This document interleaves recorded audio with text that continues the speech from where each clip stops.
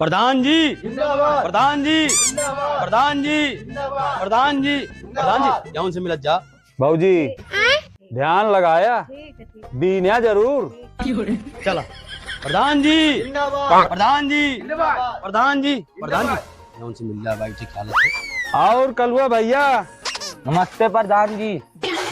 देखो कलुआ, 5 साल तो जैसे तैसे बीत गया। इतकी बार वोट दो और अपने पूरे परिवार की दिलाओ।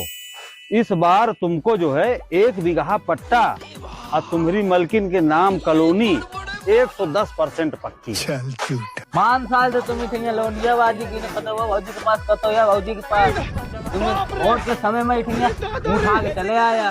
अरे कलुआ ऐसी कोई बात नहीं है यार। प्रधान जी हाँ। एक बात ध्यान रखा, हाँ। आपका का वोट में 1 वोट न मिली, पूरे वोट मिले जितने हैं। प्रधान जी हमारे परिवार के तुम्हारे वोट ठीक, बहुत सही। प्रधान जी